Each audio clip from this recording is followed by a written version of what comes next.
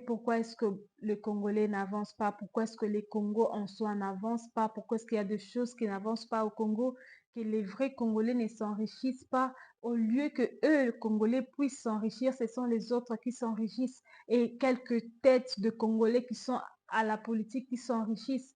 Reste jusqu'à la fin de cette vidéo pour savoir ce que Dieu veut en tant que chrétien, que tu puisses retenir de ce problème, de ce procès de Constant Moutamba, que tu puisses retenir sur Constant Moutamba et sur ce qui se passe en politique en RDC. Aujourd'hui, l'ancien ministre de la Justice est accusé de détournement de fonds. Il est accusé de soi-disant détournement de 19 millions de dollars.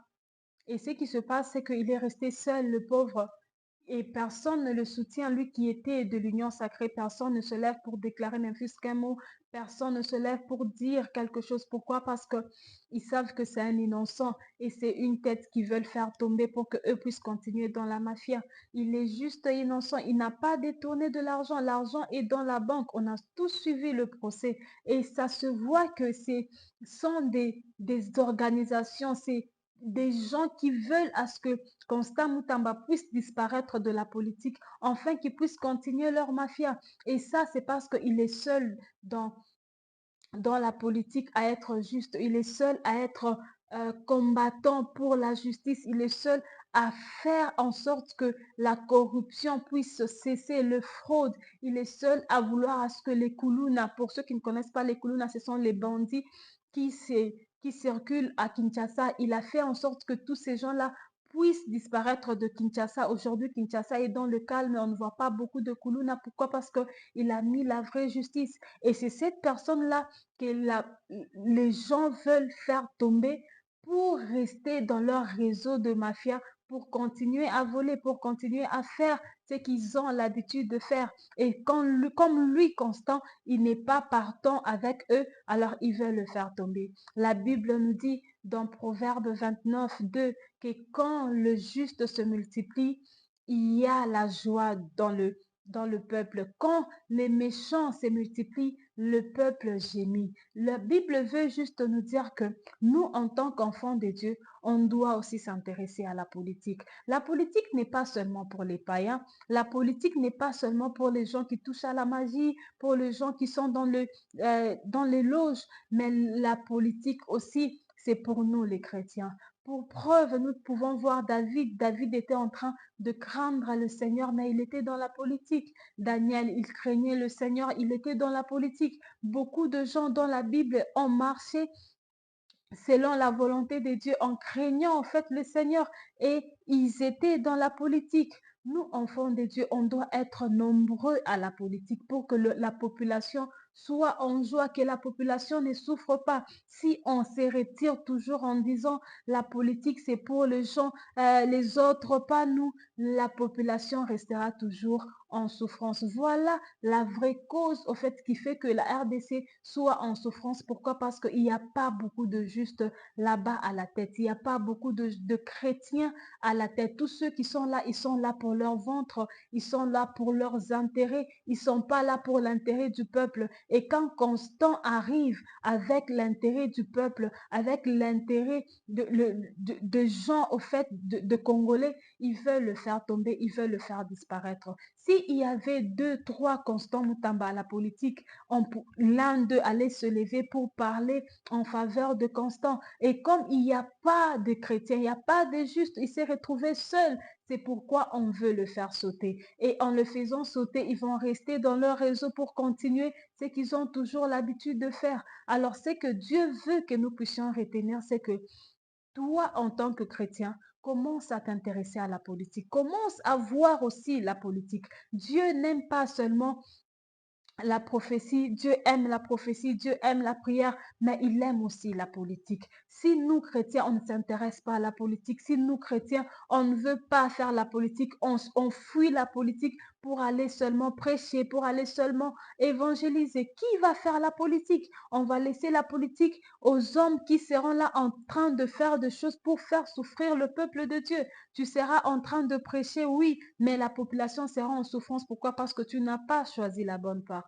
Toi qui es enfant de Dieu, intéresse-toi à la politique. Dieu veut que tu puisses t'intéresser à la politique. Dieu veut que tu puisses faire aussi la politique. La politique, ce n'est pas seulement pour les autres. Si nous, enfants de Dieu, on est nombreux à la tête, si on devient nombreux à la politique, Dieu va faire en sorte que toutes choses puissent marcher bien, afin que la population soit en paix, la population soit en joie. Aujourd'hui, beaucoup de gens veulent prophétiser, veulent parler en langue. C'est bien tout ça. Mais si tu es appelé à la politique et que tu ne fais pas la politique, cela ne plaira pas à Dieu.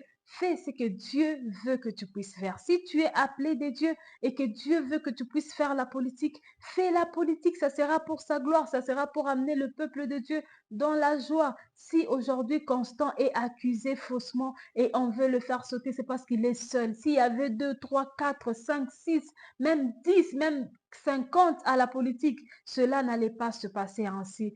Tout ça, c'est parce qu'il s'est retrouvé seul. Alors, nous, enfants de Dieu, on doit s'élever, n'infuse que pour les soutenir. Même dans la prière, dans tes prières, tu peux prendre 5 minutes, 10 minutes, tu pries pour lui. Pourquoi? Parce que c'est une tête qu'on veut faire sauter injustement.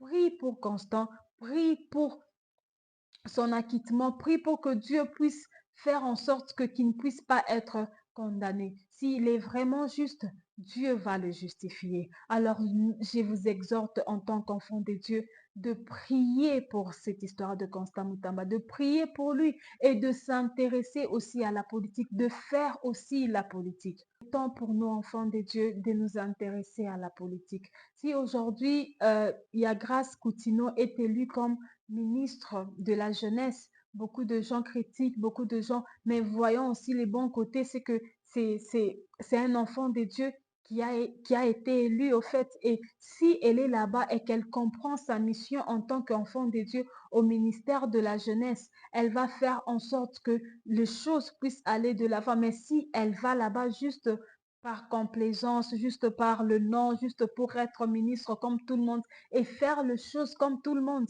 Dieu va la réprimander. Si tu es enfant de Dieu, femme de Dieu, homme de Dieu, tu crains le Seigneur, intéresse-toi à la politique, car Dieu, il est en train de sélectionner, pardon, il est en train de sélectionner les gens afin de le mettre à la politique, de vrais chrétiens, les gens craignant le Seigneur, les gens qui cherchent la véritable cause du peuple, pas la cause de leur ventre, pas leurs intérêts, mais l'intérêt du peuple. Dieu, il est en train de chercher les gens, enfin de faire la politique au Congo. Toi qui crains le Seigneur, Dieu est prêt à te sélectionner pour faire de la politique au Congo. Alors ne t'éloigne pas de la politique, intéresse-toi à la politique, parle de ça, exhorte les gens enfin que nous soyons prêts pour le Congo, que nous soyons prêts pour faire mieux que ceux qui sont passés. En tant que chrétien, c'est possible. En tant qu'enfant de Dieu, élu de Dieu,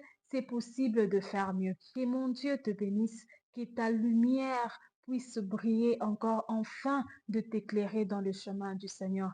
Que Dieu puisse te bénir encore. Garde ta foi vivante en Jésus et à très bientôt.